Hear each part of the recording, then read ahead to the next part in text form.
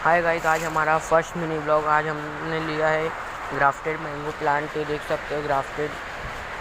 और ये Ambika mango plant है। अभी इसको हम ट्रांसप्लांट करेंगे। अभी 1-2 दिन में हम इसकी वीडियो डालेंगे ट्रांसप्लांट की।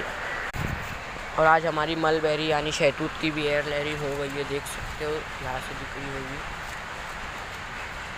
और ये एक एयर लेयरिंग है, तो इसको अगर किसी को लेना है तो हमें वो कमेंट करे।